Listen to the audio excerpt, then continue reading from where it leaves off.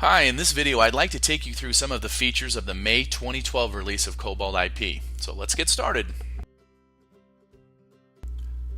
Alright, let's start this video and take a look at what we've done in the new refinement model. So let's execute a quick search. I've just searched on graphene and we've got 4,800 plus patents here, and US apps, because those are the collections that I've applied. And this is going to look very similar to what maybe you've seen before, but I think there's a bunch of differences that's going to make it a lot easier to use. So I just clicked one of the refinements on the assignee facet, and let's select a couple of facets here. And notice that this criteria window just appeared, and so it's very easy to see that I'm looking at these graphene patents just with SanDisk, Rice University, and IBM. But I also can see that because this button is activated that I haven't actually applied that search. So I can click the update search button, and now we've just got the 358 patents from those three assignees. We can also further refine and just kind of continue, and it's the same idea. So let's look at some classes, and we're only going to look at stuff that's in 257, and we can update search. And so now we're down to the 98 patents from these three assignees in class 257 that contain the word graphene, and so it's very obvious and intuitive what in fact we're searching on. By contrast, the old system, we would display the complex query syntax, and to read this it takes a little bit of time to get used to, and you've got so it's a little bit crazy, and so we wanted to make it much easier for people to really know what they've actually searched on. The other thing is that if you save this particular search, it's going to save it as kind of a two-layer file, so that when you recall that save search from your research folders, it's actually going to rebuild itself, and it's going to look just like this and not like that flattened complex query.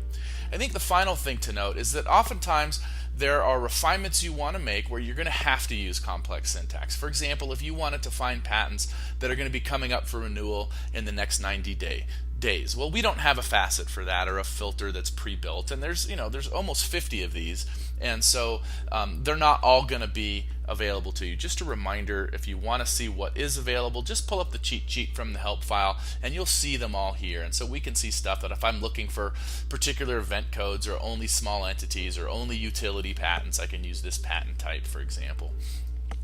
In my case, I've got one in my coffee buffer that says, hey, where the inventor count is 1. I'm looking for patents in this class where there's only one inventor, and we can see here are the 25 patents from one inventor. So we think you're going to find that this is a much more intuitive model, much easier to use, and in your face and obvious, and you don't have to you can do very complicated queries without having really what I would consider gnarly, complex, advanced syntax. It's always there for you if you want it, but you don't have to use it. So let's go on to the next one.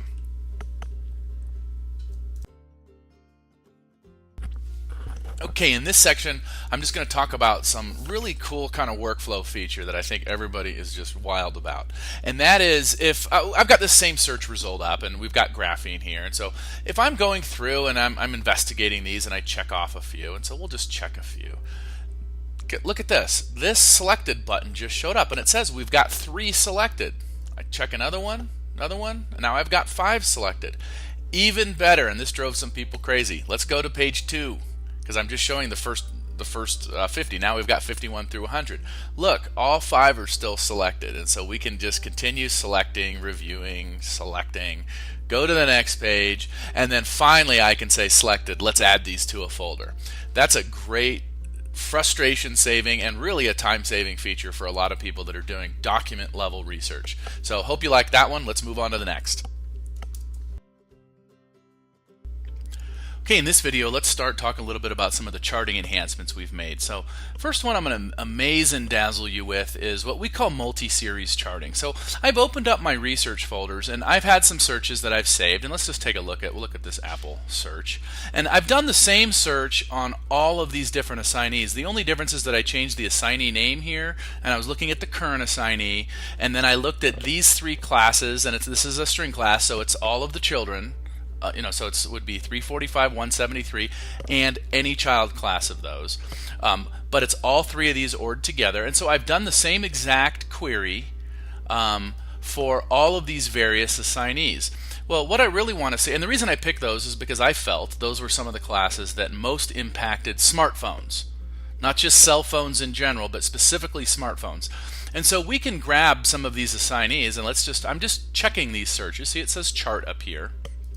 And I can grab the first 5, and I can say chart by date. And let's do an annual chart. And so what's going to come up is this multi-series chart. Isn't that beautiful? That one's kind of hard to read, isn't it? So let's zoom in a little bit and see if it's a little bit better to read.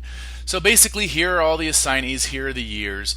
And this type of one. I don't necessarily want a bar chart. I think a line chart is going to be much more informative. And notice when I just grabbed the line chart, it just switched. I didn't have to hit a refresh button.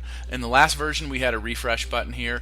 But this one, you can just kind of look at, smartphone patents by year, and then of course the title is going to change, and so we can really kind of understand, hey, how do these guys compare? And you can see, well, let's look at Apple. I mean, we all know they've been very successful in this market, to say the least, and we can kind of follow, wow, these guys really sort of had some patents in that area, probably user interface stuff, and then they really started taking off right here and kind of left everybody else in the dust.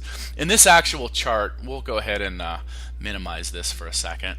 And in this chart, I actually didn't include Samsung. Let's go ahead and do that. Let's uncheck one and add Samsung and rerun that chart.